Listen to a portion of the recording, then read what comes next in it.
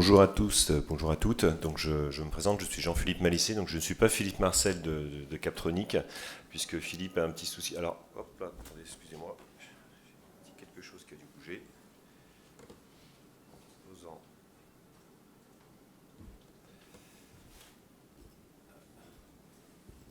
Voilà, on va revenir sur la bonne slide.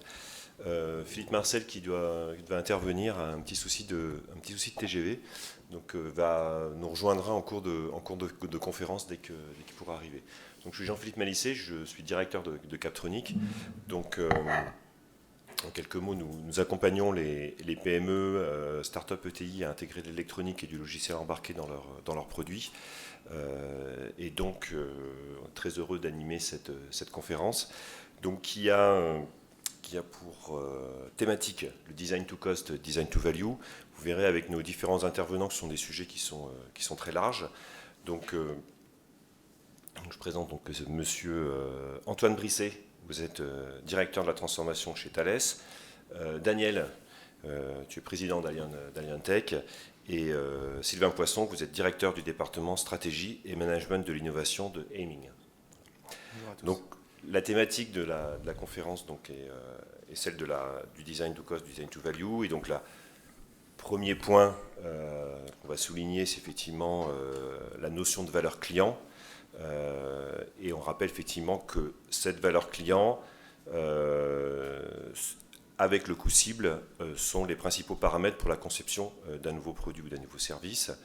Et ce qui est important de rappeler, c'est que la valeur se définit, et ça sera un de nos fils conducteurs dans cette conférence, comme le rapport entre la satisfaction perçue par l'utilisateur et le coût de son acquisition. Et c'est cet équilibre-là, quand on parle de design to cost, design to value, qui va déterminer quels sont les niveaux fonctionnels, quelles sont les réponses technologiques et quels sont les niveaux de coût qu'on va pouvoir apporter au niveau de chaque produit. Excusez-moi, j'ai dû reprendre la conférence un petit peu au pied levé. Premier point, question que je posais à nos intervenants. Au travers de vos témoignages, messieurs, est-ce que vous pourriez nous préciser comment, dans vos entreprises, vous agissez donc pour intégrer un maximum de valeur à vos projets? C'est quand même la question centrale de cette conférence. Est-ce que tu te présentes d'abord? Oui, Monsieur Brisset. Je commence. Oui. Donc Antoine Brisset, je travaille chez Thales dans la division qui fait des systèmes de communication et de sécurité. Je suis en charge des plans de compétitivité produits de différentes offres, que ce soit en radio, en réseau, de communication, en système de sécurité des infrastructures, de crypto. Voilà. Et donc j'anime un certain nombre de démarches autour de l'amélioration de la valeur de notre offre pour nos clients et donc de notre compétitivité. J'embraye sur la question sur la valeur comment est-ce qu'on améliore la valeur dans nos projets. Donc on disait que la valeur, c'est le rapport entre le niveau de prestation et puis le coût. Hein, donc il y a des produits de haute valeur à bas coût s'il y a une prestation associée qui est d'un bon niveau. Il y a des produits de haute valeur à très haut coût si le niveau de prestation est très élevé. Donc on cherche un positionnement là-dessus. Chez Thales, on vend des systèmes très technologiques, donc en général sur le niveau de technique ou de performance technologique, on est plutôt à un niveau élevé. Et nos problématiques pour améliorer la valeur de notre offre, c'est de maîtriser les coûts associés. Donc on travaille beaucoup sur les coûts, parce que pour améliorer notre ratio, c'est là qu'il faut apporter notre effort. Et il y a deux grands axes pour optimiser nos coûts. Le premier qui est très important, c'est de comprendre de façon intime le besoin auquel on répond, parce que c'est quand on a bien compris le besoin qu'on peut apporter dans notre solution eh bien juste ce qui correspond à ce besoin et pas d'autres choses qui peuvent être introduites dans un projet sans rapport direct avec ce qui est exprimé ou implicitement demandé. Donc travailler sur le besoin, c'est un facteur essentiel parce qu'on se rend compte que c'est là qu'on fait les plus gros progrès. Les efforts sont faciles pour optimiser notre valeur lorsqu'on cherche à répondre aux besoins de la façon la plus stricte.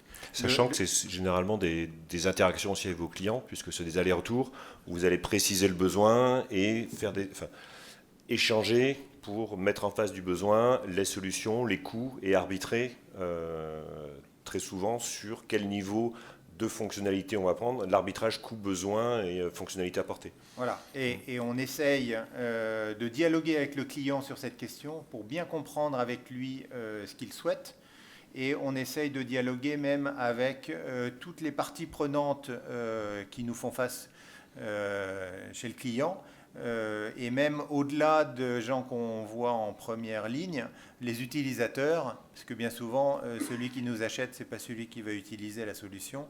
Et donc, il faut qu'on comprenne comment est-ce qu'on répond de façon la plus simple aux souhaits de toutes les parties prenantes qui vont décider à la fin de travailler avec nous. Le deuxième grand axe, après avoir bien compris le besoin, c'est d'exploiter au mieux ce que propose la maturité industrielle de notre business pour construire la solution, c'est-à-dire d'utiliser les technologies les plus adaptées, exploiter la miniaturisation quand elle est disponible, exploiter des outillages qui sont efficients, s'assurer qu'on colle au mieux aux standards de l'industrie, aux briques techniques disponibles pour développer une solution la plus économique à construire.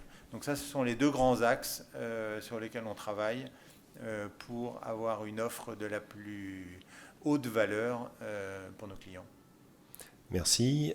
Daniel, en quelques mots, Aliantech d'abord pour présenter effectivement les activités de la société, et puis dans le cadre d'Aliantech, quelle est la démarche que vous mettez en œuvre sur tout cet aspect valeur, besoin, coût? Donc Aliantech est une structure spécialisée dans l'instrumentation. Donc nous, on développe et on fournit des solutions dans le domaine de l'acoustique, la vibration et la vision, qui sont les briques essentielles de l'IA sensorielle. Donc on a commencé d'abord par la distribution de solutions capteurs, et on a rajouté par la suite toute une gamme de services pour permettre justement de combler le fossé entre le produit et son application. Donc nous, au titre de notre démarche avec nos clients, on a justement cette démarche de partie prenante ou de système de vote, c'est-à-dire bien comprendre quel est l'environnement de nos clients, bien comprendre quels sont les enjeux des différentes parties prenantes et, comme tu le disais tout à l'heure Antoine, toutes les entités externes à l'entreprise également, et à partir de là, d'essayer de définir la meilleure solution qui colle au vote de la majorité, puisque c'est un système de vote. Donc ça, c'est un des enjeux. Et le deuxième enjeu que l'on voit au-delà de la définition à proprement parler de la solution, c'est la vie de cette solution dans le temps et le service que l'on peut y apporter. Et là, pareil qu'Antoine, les aspects technologiques sont très importants parce que, par exemple, si on prend en compte l'IA, cette capacité de l'IA à toujours bien coller aux besoins et à l'utilisation du service permet justement de développer des solutions qui durent et dont le plateau de maturité est bien plus long que dans nos architectures traditionnelles. Merci. Sylvain, de toute façon, je vais laisser vous présenter les activités de votre société, puis d'expliquer aussi ce que vous apportez dans cette thématique du design to cost, design to value. Okay. Merci beaucoup. Bonjour à tous, donc Sylvain Poisson, je travaille chez Hemming. Hemming, on a un cabinet de conseil international dont le siège est à Paris, on doit être 500 dans le monde, un peu moins de la moitié en France.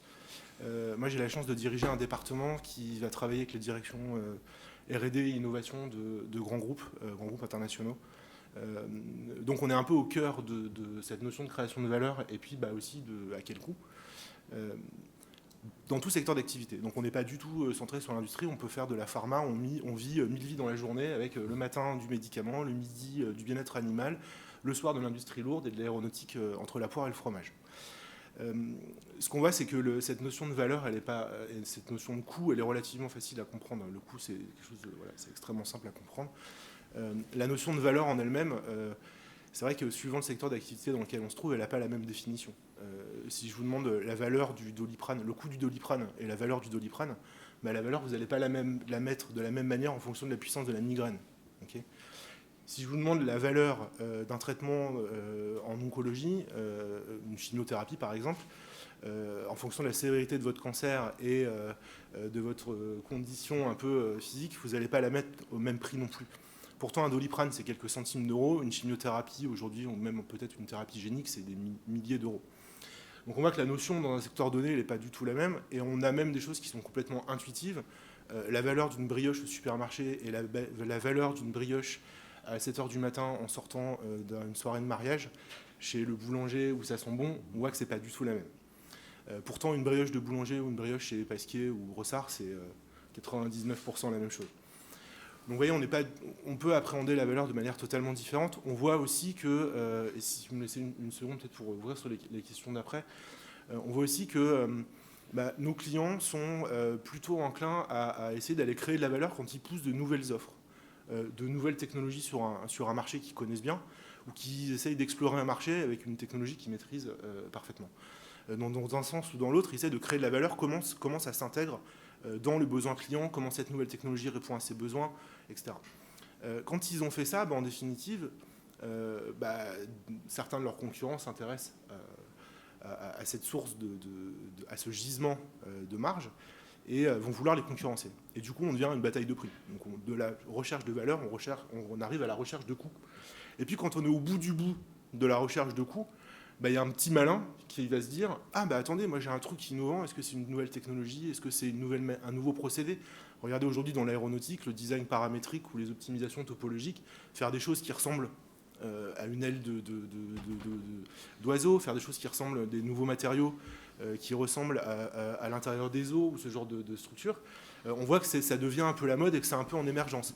Et du coup, tout le monde est en train de pousser de la valeur, et puis on va arriver là-dessus. L'optimisation topologique va devenir une commodité, un must-have, on se battra là-dessus. Katia proposera de nouvelles solutions, et ainsi de suite, et ainsi de suite. Donc voilà un peu la réponse synthétique. Okay, que je me permets. Voilà. Effectivement, c'est des sujets, notion de valeur, c'est des sujets importants. Alors la notion de valeur, notion de prix, à distinguer du coût, puisque souvent on raisonne coût puis prix, alors que le prix est lié à la valeur qui est capable de payer, le prix qui est capable de payer le client. Donc c'est beaucoup de choses avec tous les différents intervenants que vous avez soulignés. Quels sont pour vous, Daniel, ou nous, plutôt, je tourne la parole à Antoine plutôt, quels sont pour vous les facteurs déterminants en termes d'écosystème, en termes d'importance, comment vous positionnez par exemple le Made in France, les circuits courts, la recyclabilité, les technologies, la réglementation, on a un certain nombre de points à prendre en compte. Comment vous les prenez en compte et comment vous les considérez dans les avantages que vous pouvez apporter en termes de valeur et de service, puisqu'on parle beaucoup de valeur, mais le service fait partie aussi de la valeur. Alors, si on parle de l'écosystème, de l'environnement dans lequel on travaille, c'est vrai qu'il est en évolution et on fait face à un certain nombre de contraintes qui sont poussées par nos clients ou par l'administration. Donc il y a des contraintes environnementales, il faut qu'on respecte un certain nombre de règles, de normes. Il y a des contraintes que nos clients nous imposent sur, par exemple, la localisation. En France, le client nous demande de fabriquer en France. En Inde, il nous demande de fabriquer en Inde. Donc ça, ce sont des éléments du cahier des charges, finalement, qui font partie du besoin du client, autant que les prestations technologiques ou de performance technique de nos solutions. Et donc, c'est des éléments qui sont des exigences et qui peuvent être des avantages compétitifs si on y répond mieux. Donc, si on est bien capable de produire en France pour un client français ou de produire en Inde pour le client indien, eh bien, on a un avantage compétitif et donc on a une solution de plus haute valeur à ses yeux, c'est-à-dire que lorsqu'il va faire notre rating de solution, eh bien, on sera meilleur en termes de valeur. Donc, c'est des éléments sur lesquels on travaille tout autant que le niveau technologique ou le délai de livraison de la solution. Ça fait partie de notre environnement. Et on peut ajouter aussi à ça ce que peuvent nous apporter les partenaires ou les fournisseurs avec qui on travaille, qui eux-mêmes apportent un avantage compétitif en termes de disponibilité, de localisation, de respect d'un certain nombre de normes. Tout ça, c'est un ensemble qui participe à la bonne notation en termes de valeur de notre solution. C'est important à comprendre que ces contraintes sont des facteurs de compétitivité si on est bon dans la façon d'y répondre. Et tout ça, ça se mesure ou ça se pilote dans une compréhension fine du besoin de notre client ou des multiples besoins du client et de comprendre tous les paramètres qui font qu'il va prendre la décision en notre faveur quand on fait une offre. Tout ça entre en ligne de compte. Les poids ne sont pas les mêmes, les décideurs ne sont pas forcément les mêmes chez le client, mais il faut essayer de comprendre comment jouer avec ces règles complexes et multiples pour à la fin avoir une note moyenne la plus favorable. Voilà. Ok. Chez Aliantech, Daniel, quels sont les critères qui sont les plus importants ou qui généralement tu prends plus en compte justement dans ces arbitrages? Alors, tout à l'heure, on a parlé justement un peu du système de vote et des parties prenantes. Donc, nous, dans les critères les plus déterminants, je pense que c'est la vision. C'est-à-dire, on a tendance à dire maintenant qu'on est dans un monde VUCA, donc un monde qui est avec une très grande vulnérabilité, incertitude et ainsi de suite. Mais si on fait un pas en arrière, on s'aperçoit qu'en fait les choses sont relativement claires au titre des évolutions que nous subissons.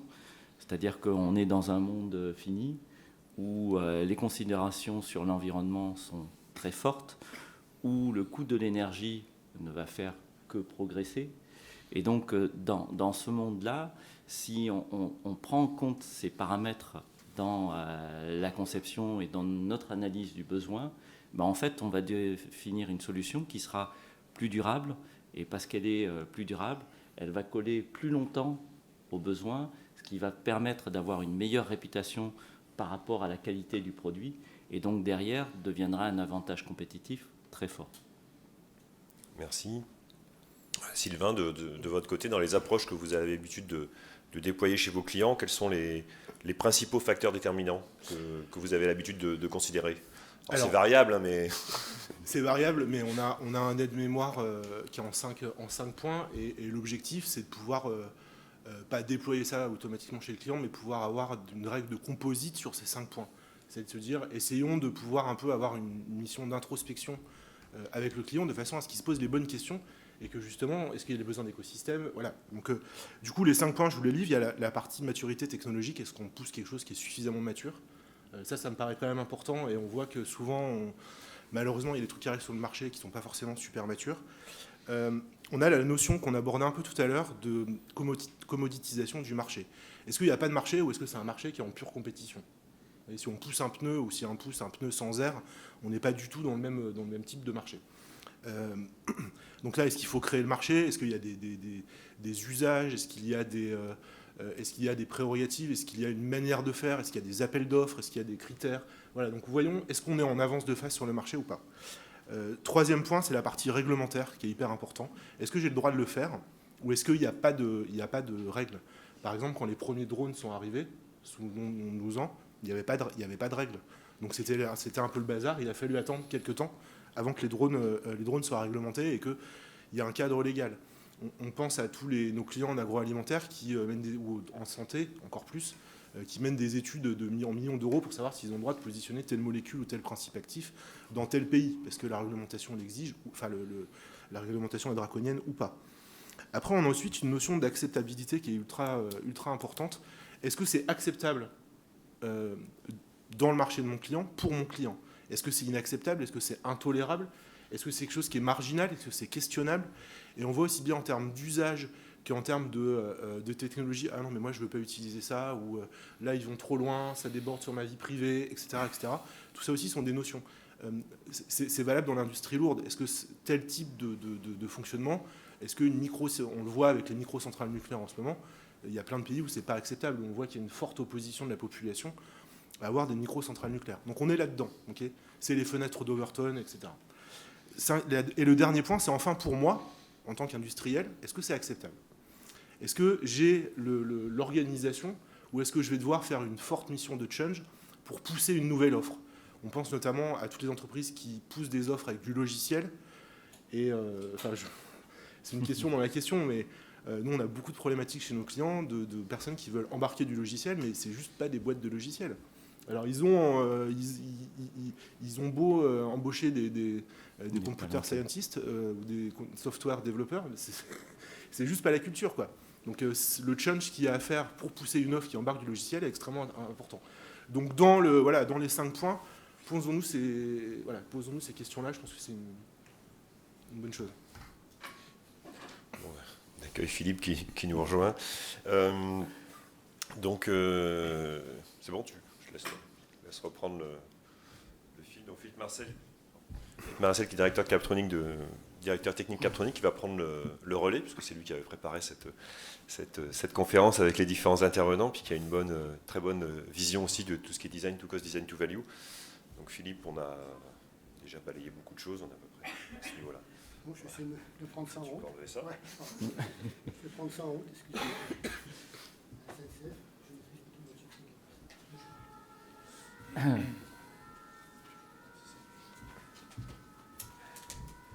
Bonjour à vous. Bonjour. Pour cette course. Donc tu peux faire juste, vous avez regardé la notion de design to cost, design to value. Moi je vais d'abord revenir sur le design to cost et comment vous abordez ensuite le design to value. Voilà, c'est le premier point qui m'intéresse. Voilà. Donc le design to cost, je pense que vous avez dû le voir avec Jean-Philippe. Et comment vous abordez la notion de design to value concrètement. Voilà.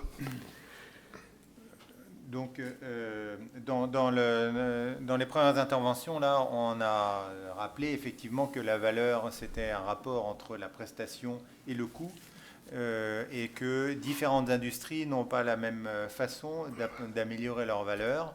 Moi, je représente Thales, qui est une industrie de technologie dans lequel le niveau de prestation est traditionnellement positionné à un niveau élevé. Et donc, le travail pour améliorer notre valeur, il est sur l'optimisation des coûts pour le dénominateur. Hein. D'autres industries, certainement à l'inverse,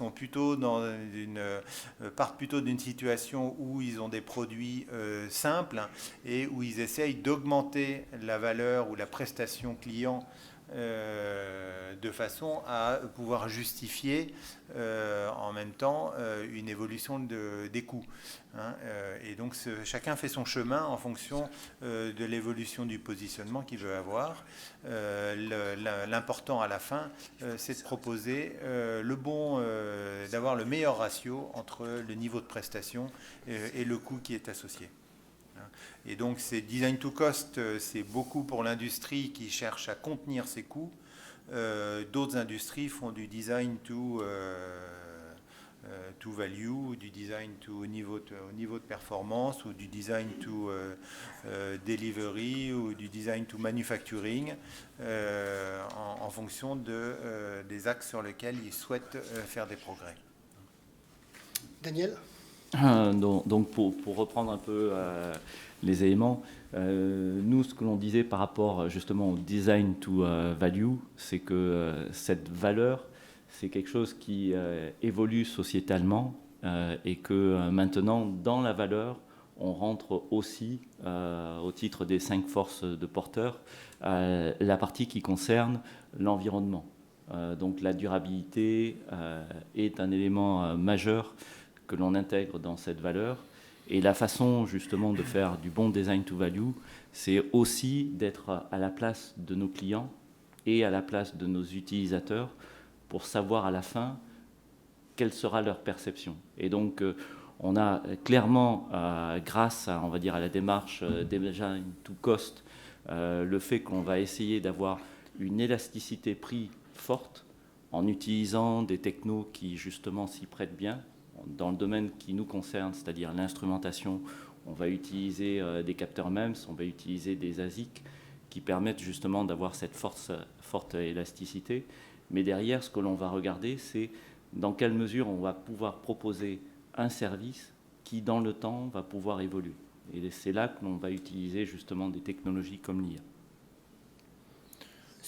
Oui, petit commentaire. Rajouter un petit point là sur ce que vient de dire Daniel, c'est que Thales fait des gros efforts depuis quelques années sur la responsabilité sociale d'entreprise, l'inclusion, et aussi sur la lutte contre la corruption. Ce sont des efforts qui coûtent à l'entreprise, notamment les efforts contre la corruption, parce que ça veut dire changer les règles de travail dans un certain nombre de situations.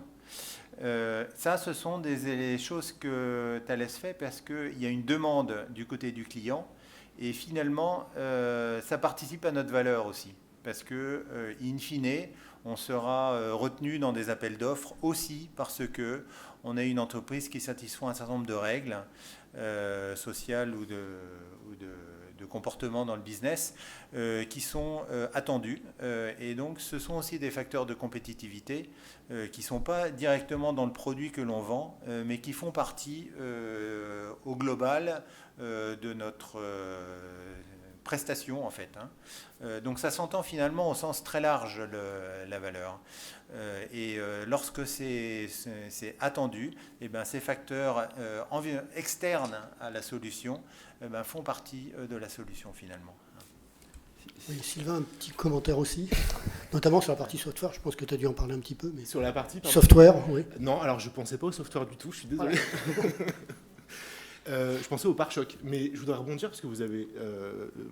alors, j'ai écrit consultant, donc du coup, vous me permettez d'utiliser la matrice de Porter puisque vous l'avez levée. Quand on reste dans la matrice de Porter, alors je suis désolé pour ceux qui n'ont pas fait de business school ou de MBA ou ce genre de choses, quand on reste dans la matrice de Porter, c'est qu'on est entre la compétition interne, les sous-traitants, les fournisseurs, etc. Bon. Ça veut dire qu'on est plutôt dans le design to cost, c'est-à-dire qu'on essaye d'avoir, en fonction de ce qu'on a, le meilleur équation économique pour sortir quelque chose et se différencier face à une concurrence qui est identifiée, face à un besoin client qui est identifié, etc. Donc on est résolument dans le cost de notre problématique de ce matin. À partir du moment où on va chercher la 6e force de Porter, qu'on appelle le PESTEL, politique, économique, scientifique, technologique, environnementale et légale, qui revient un peu à ce que je disais il y a quelques minutes. Quand on va chercher cette 6e force, c'est qu'on cherche à aller créer de la valeur autrement. Parce qu'on n'est plus dans le jeu concurrentiel classique, on est en train d'aller chercher quelque chose extérieur. On va aller prendre une technologie extérieure, on va aller mettre une connotation environnementale, etc. Et ça, c'est relativement compliqué à faire. Et l'exemple que je voulais donner dans les pare-chocs, et je regarde ma collègue qui va immédiatement penser à qui j'évoque, dont je ne citerai pas le nom, ils sont embarqués dans le design to cost forcené, sortir le meilleur pare-choc au meilleur prix, en utilisant les RFI et RFQ, et surtout en se collant le plus possible au cahier des charges qui est émis par le donneur d'ordre, qu'il soit avec un lion, un losange ou des chevrons, ou ce qu'on veut. Ils restent contingentés là-dedans. Quand ils ont besoin d'aller chercher une valeur externe, c'est parce qu'on leur demande. Et toute recherche de valeur externe par des travaux de R&D ou d'innovation est interdite par leur modèle.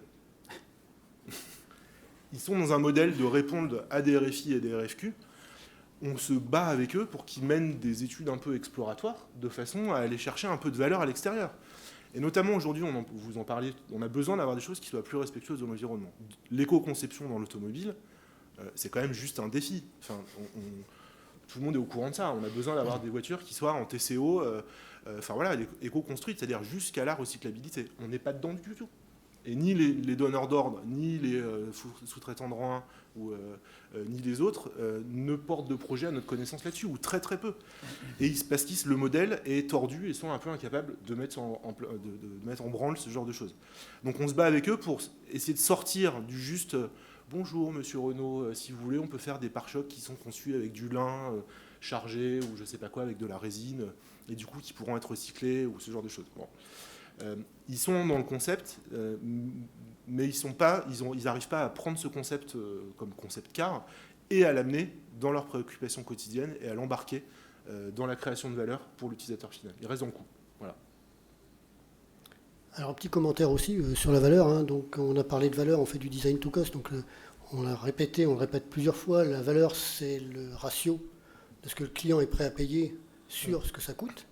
Le client est prêt à payer, et on s'aperçoit à travers toutes les technologies que cette valeur-là, elle évolue dans le temps, c'est-à-dire qu'elle diminue en termes de coût dans le temps. Un smartphone, il y a 10 ans, vous acceptiez de payer l'appareil photo, maintenant ça doit être dedans, et donc du coup cette valeur-là elle diminue. Donc ça c'est quelque chose aussi d'important, ça remet en cause, et c'est une remise en cause régulière de cette notion de valeur qui doit être récurrente. Autant on fait design to cost une fois tous les 2 ans ou tous les ans, parce qu'on connaît effectivement comme Sylvain, comme Antoine le précisait, on a des campagnes régulières pour faire du design to cost avec des outils. Par contre, le design to value, c'est très compliqué parce que ça dépend des clients, ça dépend du produit, et ça demande donc, et là c'est une question que je vais me tourner vers vous, sur quelle organisation à mettre en place, parce que l'organisation classique commerciale marketing, elle est quand même un peu bousculée dans ses retranchements.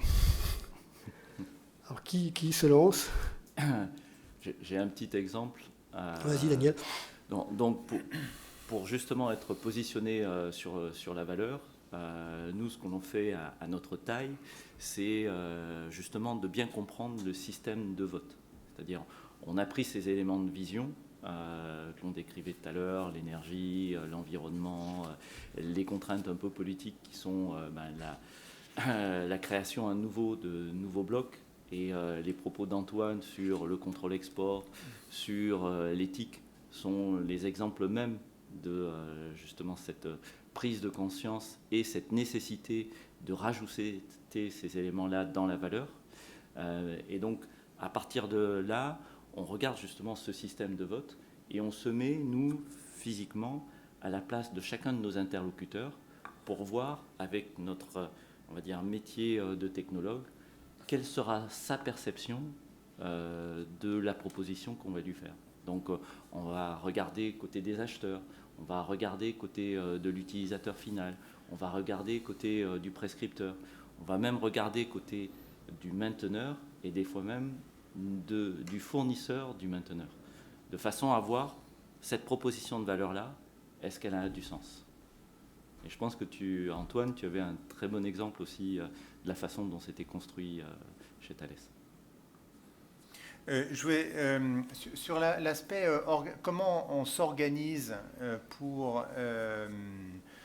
suivre l'évolution de la maturité industrielle et faire du design to cost au sens où je veux constamment bénéficier de ce que propose l'évolution des technologies, des standards, la simplification, etc.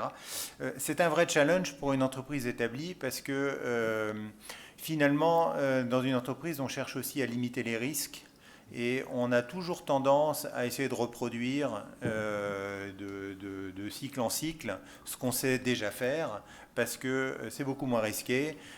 Pour les équipes, c'est moins stressant et même c'est une source d'optimisation des coûts parce qu'il y a de la réutilisation. Donc ça peut être bénéfique.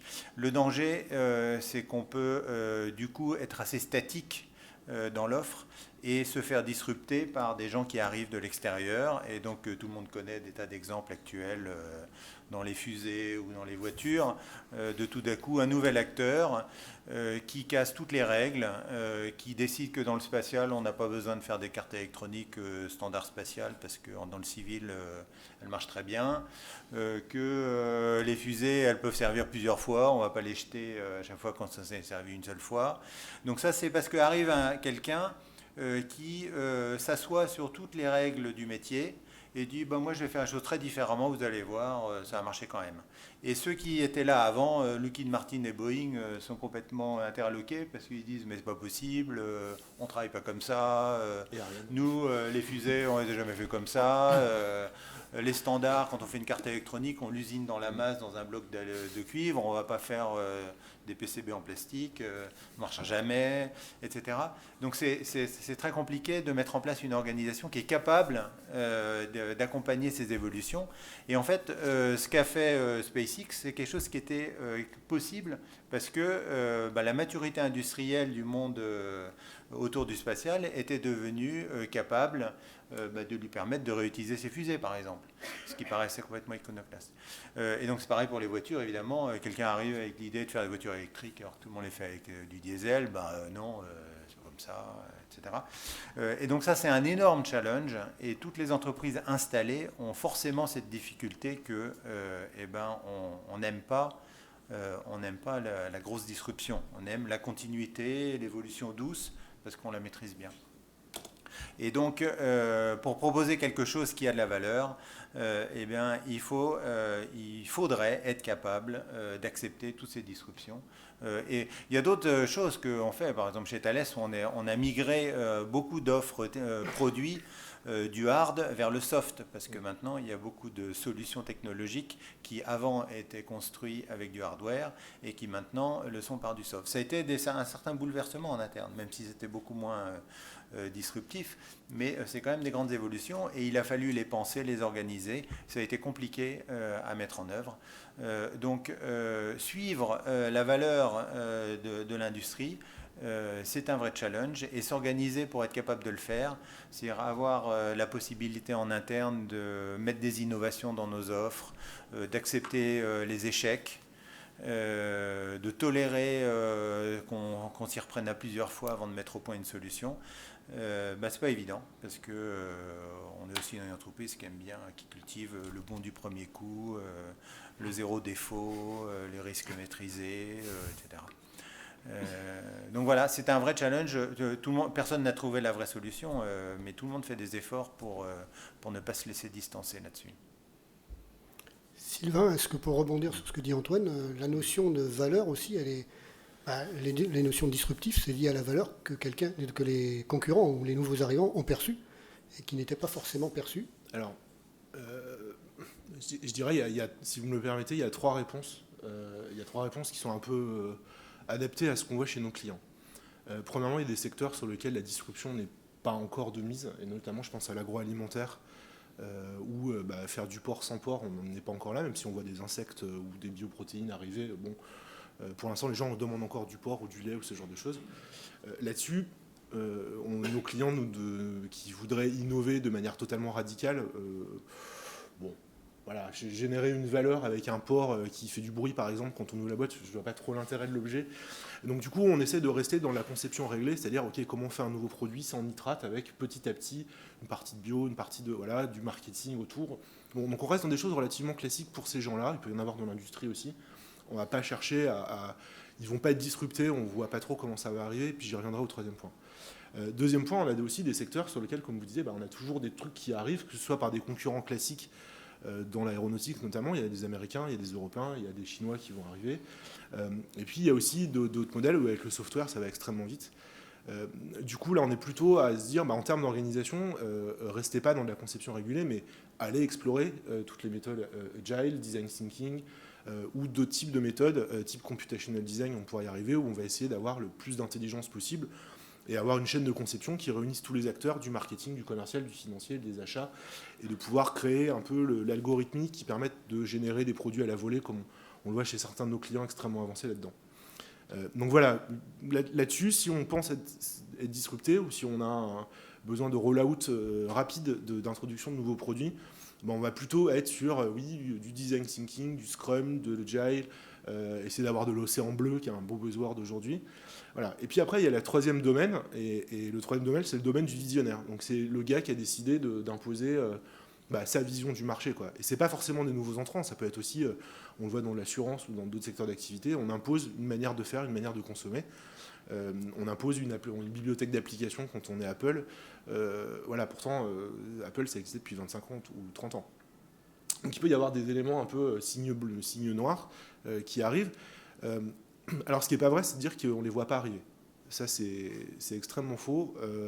On voit les tendances arriver bien avant qu'elles émergent sur le marché.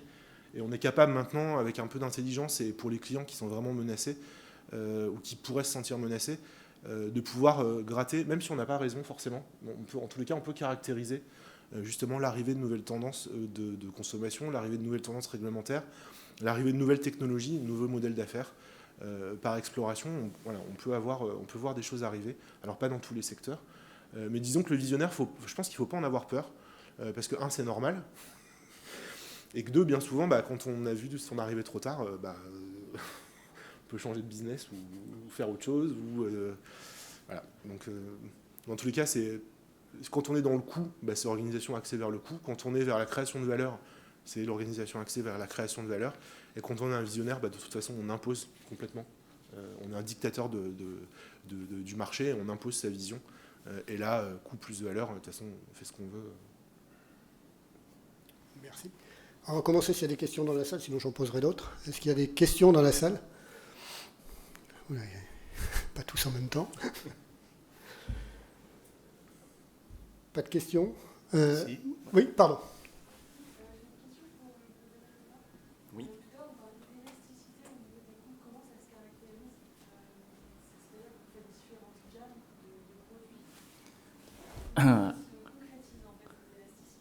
Alors, l'élasticité, on la prend dès le départ, dans le sens où on connaît, je veux dire, comme souvent dans nos domaines, on essaye d'abord de faire une étude de marché, et ce que l'on fait d'ailleurs de temps en temps pour nos clients, avant de concevoir et d'utiliser la dernière technologie. Parce qu'on le sait tous ici, avec nos chers ingénieurs technologues, en général, ça va être l'attrait et l'intérêt de la technique avant justement cette création de valeur. Donc, dans un premier temps, on positionne, on va dire, on essaye de bien comprendre l'ensemble des parties prenantes, les enjeux sociétaux, les changements, et à partir de ce moment-là, on va définir ce qu'est à l'instant T la valeur du produit. Donc, à quel prix on peut le vendre. Et par contre, ce sur quoi on fait très attention, nous, c'est justement, il va y avoir les phases que décrivait tout à l'heure Sylvain, il va y avoir des phases de forte compétition. On a eu une idée géniale, on l'a mis en application, les autres nous ont suivis, ça va être la guerre des prix. Et donc, on se prépare en avance sur cette guerre des prix, ce qui nous permet en fait d'avoir une position de valeur connue à un instant T, et au fur et à mesure du temps, de réduire cette valeur, mais en ayant la capacité, donc cette élasticité prix, qui nous permet, sur une niche de marché, d'adresser à la fin tout le marché. C'est du PLM en fait, c'est une démarche de PLM, d'éco-conception même, puisque vous avez conçu le produit de façon à ce qu'il évolue en fonction du product life. Et ça, c'est un élément qu'il faut intégrer dès le départ. En complément, je me permets de rajouter, le software est aussi important pour augmenter la valeur, sans toucher au hardware qui a forcément aussi ces temps de cycle qui sont plus élevés. Et c'est aussi un moyen de rajouter de la valeur ou d'apporter de la valeur graduelle avec des effets de gamme, etc. sur les produits. Donc l'association hardware-software, elle est aussi intéressante dans ce cadre-là. Est-ce que vous avez d'autres questions? Philippe. Alors juste un petit commentaire pour nous, on pratique, accompagner les entreprises pour créer en design to value. Typiquement sur une réduction de cost, de coût, on arrive à un gain de 20% sur une nomenclature. On a repris le même design, on l'a fait en design to value, on a divisé par 4 le coût. Mais avec cette approche de dire que la valeur, elle est sur chacune des fonctions et il faut que le client soit prêt à payer chacune des fonctions. Si j'écoute le marketing, et moi je suis techno, mais les marketing aiment bien avoir des fonctions, mais sont capables à un moment donné de dire le client est prêt à payer pour cette fonction, pas pour ce produit-là, mais pour cette fonction. Et ça, c'est important. Et pour un technicien, c'est très, très stressant parce qu'il a créé le produit, il ne veut pas abandonner ce qu'il a créé. Donc ça, c'est vraiment un changement dans l'approche du design des produits, c'est de travailler enfin main dans la main avec le marketing. Ce n'est pas juste on vous balance un cahier des charges, vous faites la technique et puis on va le vendre après. Ça n'existe plus. Bon. Il va falloir vraiment travailler avec eux et travailler sur chacun des points du cahier des charges. Et je pense que, et Daniel l'a dit, il faut avoir une conception qui soit au départ pensée pour, une architecture matérielle et logicielle qui soit pensée pour pouvoir enlever, rajouter les fonctions de façon très simple sans tout casser. Vas-y. Si je peux me permettre juste une précision, alors c'est assez simple d'organiser ça parce que on a un apport académique qui s'appelle la matrice d'Ansoff, qui est un vieux truc qui est utilisé en marketing et qui compare grosso modo la maturité technologique et la maturité marché. Ce qu'on voit là-dedans, c'est que quand on a une nouvelle offre qui est de pousser une technologie sur un marché qu'on connaît très bien, c'est plutôt aux ingénieurs de se mettre au diapason de ce qu'attend le marché, donc de revoir les fonctionnalités, et ainsi de suite. Quand c'est l'inverse, et qu'on a une technologie qui est ultra robuste et qu'on est en train de pousser vers un marché qu'on ne connaît pas très bien, c'est un peu aux marketeurs de faire le mouvement de façon à bien comprendre ce qui se passe dans la valeur du coup. Voilà. Quand on est sur un nouveau produit, nouveau produit sur un nouveau marché, bon là c'est un peu très risqué. C'est là où c'est le plus compliqué en définitive. Mais c'est là où il y a un colloque singulier le plus lean possible entre le marketing et la tech. Et c'est là aussi où il est très intéressant d'utiliser toutes les méthodes lean startup et ce genre de David Rees, etc., ce genre de choses, où on va avoir plutôt un intrapreneur ou un entrepreneur qui va faire comme un start-upper pour aller pousser de la techno sur un marché en hackant, comme on dit de manière un peu vulgaire. Et quand on est sur un marché connu, technologie connue, là je dirais c'est business as usual et on est dans une logique de coût relativement simple avec un arbitrage relativement commun dans les entreprises. Oui. Il y a quand même un élément de fond qui est que justement on essaye d'avoir, on parlait tout à l'heure de l'éco-conception, de l'économie circulaire, on a besoin en fait de faire durer plus longtemps nos produits physiques. Et on a la chance maintenant d'avoir des technologies, notamment l'IA, qui permettent de s'adapter plus rapidement aux évolutions, on va dire, constantes des besoins et des services demandés. Et donc, grâce à l'incorporation, et c'est ce que tu disais tout à l'heure Jean-Philippe, de plus de logiciels dans les produits et du recueil de données donc de l'IoT, par exemple, on a cette capacité à faire évoluer plus longtemps nos produits et donc faire en sorte qu'ils soient plus durables. Et on a bien compris que si c'était plus durable, ça serait plus durablement utile. Merci Daniel. Une dernière question. Merci. Je vais être un peu provocateur. Je lis Design to Cost, Design to Value. Je vous entends parler technique, management, stratégie, branding. En tant que designer, le design, c'est quoi pour vous? Là, moi, j'ai une réponse. Pour moi, le design, c'est le besoin client. Hein.